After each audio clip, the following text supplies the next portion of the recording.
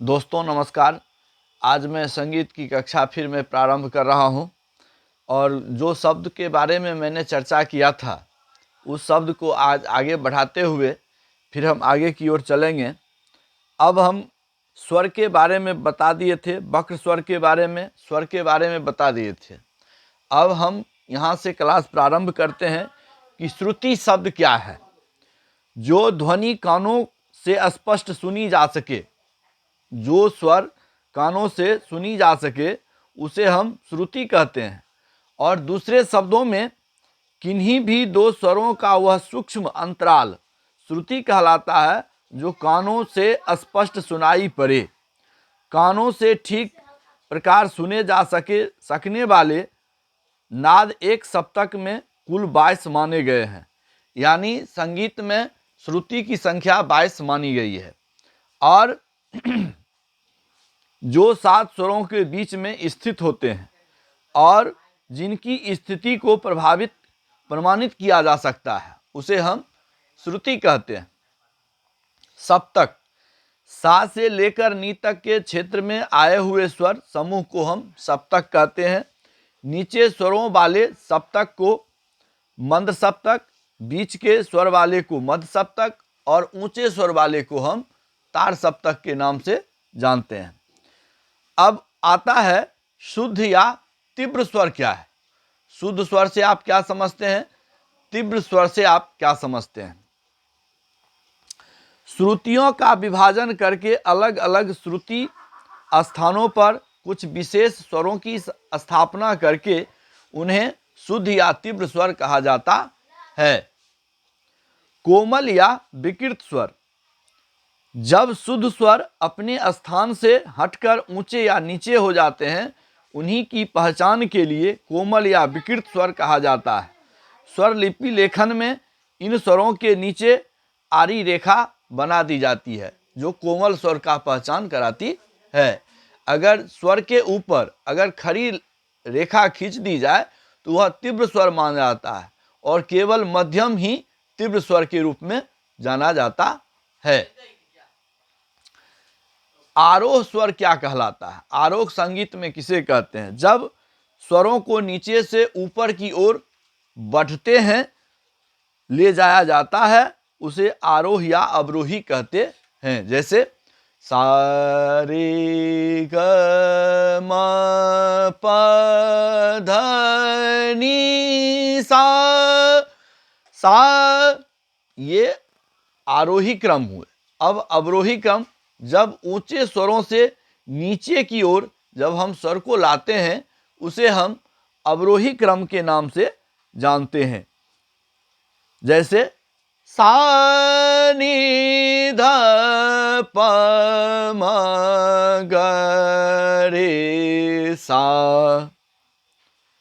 अलंकार, जब स्वरों का कोई क्रम सुंदर लगे, जब स्वरों का कोई क्रम सुंदर लगे उसे हम अलंकार कहते हैं। जैसे सा सा रे रे ग ग म म प प ध ध नी नी सा सा नी नी ध ध प प म म ग ग रे रे सा, ये अलंकार कहलाते हैं। और यह संगीत के लिए बहुत ही महत्वपूर्ण स्थान रखते हैं। संगीत गायन के लिए जिन्हें अलंकार का ज्ञान न हो वो संगीत गायन क्या भला कर सकते हैं। इसीलिए संगीत में गायन का रियाज करते समय अलंकार का अधिक से अधिक हमें रियाज करना चाहिए, जिससे हमें स्वर का पकड़ मजबूत होता है, गायन की समझ में आती है। अब हम कुछ और बताते हैं जिन्हें वर्ण क्या है। वर्ण से आप क्या समझते हैं। स्वरों को सुंदरता पूर्वक उलट पुलट कर रखने के क्रम को हम वर्ण कहते हैं। मीर, अब अगला शब्द है मीर से आप क्या समझते हैं।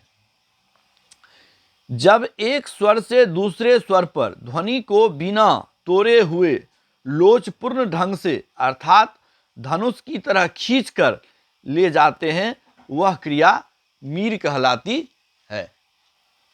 अब आता है कन स्वर क्या है। जब एक स्वर के साथ दूसरे स्वर का किंचित स्पर्श किया जाए तो उसे कन या कन स्वर कहते हैं। मुर्की क्या कहलाता है। जब किन्हीं तीन स्वरों को एक साथ शीघ्रता के साथ उच्चारण किया जाए तो इस क्रिया को मुर्की कहते हैं। वाद्यों में मीर, कन, मुर्की आदि जैसी कुछ अन्य क्रियाओं को शूत, घसीट, जमजमा, कृतंत या गिटकरी इत्यादि नाम से जाना जाता है। अब किसी भी राग के गायन के समय हमें आलाप को प्रदर्शित करना होता है, जिससे उस राग की स्पष्टता सुनिश्चित हो जाती है। आलाप से आप क्या समझते हैं? संगीत में आलाप से आप क्या समझते हैं? जब किसी राग को पेश करने से पहले गायक या वादक जब उसका स्वर विलंबित गति में स्वरों को माध्यम से प्रकट करते हैं तो वह क्रिया आलाप या आलापचारी कहलाता है। जैसे सा का जैसे स्वर हम बोले, अब इसको आ,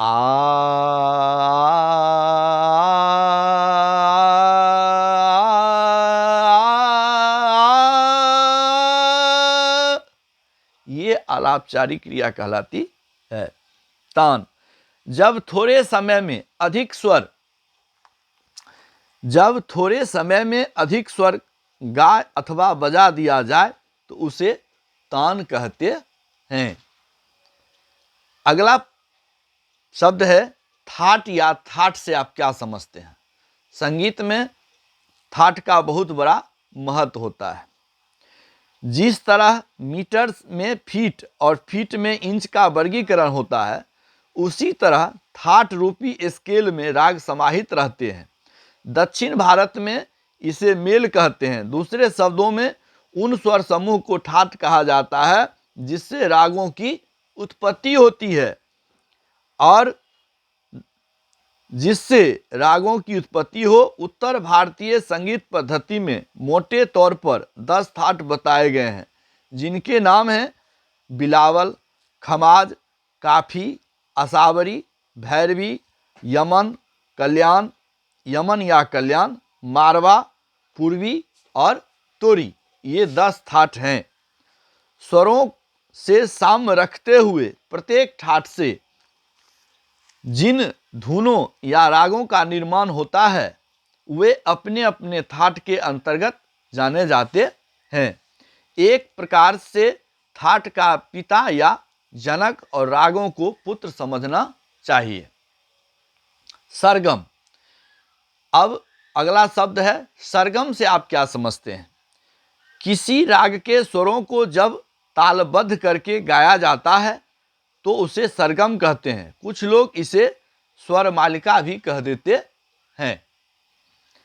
अगला है लक्षण गीत से आप क्या समझते हैं?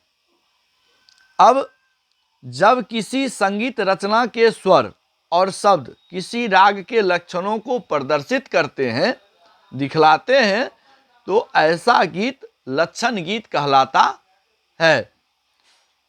धुरपद। अब अगला पद है धुरपद से आप क्या समझते हैं? धुरपद किसे कहते हैं? यह एक गायन का प्रकार है जिसमें किसी पद को ऐसे ढंग से गाया जाता है जिसमें तान नहीं होती है, केवल लयकारियां दिखलाई जाती है। उसे हम ध्रुपद के नाम से जानते हैं। अगला पद है धमार। आप धमार पद से क्या समझते हैं? यह ध्रुपद की तरह ही गायन शैली होती है जिसमें राधा कृष्ण की होली का वर्णन अधिक होता है। एक ताल का नाम भी धमार है जो 14 मात्रे का होता है। ख्याल।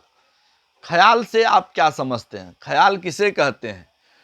तो यह मुगल काल में प्रचलित होने वाली एक शैली है जो ध्रुपद गायन के बाद लोकप्रिय हुई। इसमें गीत के बोल को लेकर कन, मीर, गमक तथा छोटी छोटी तान दिखाई जाती है।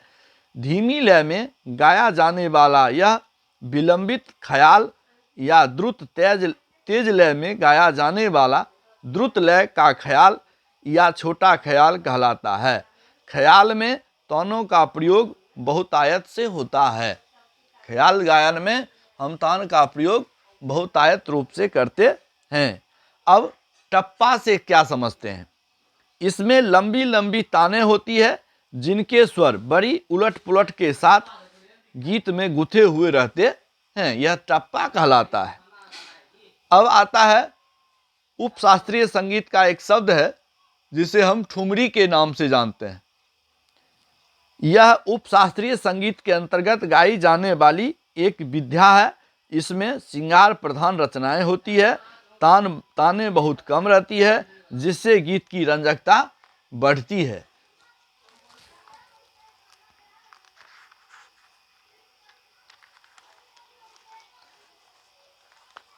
त्रिवट।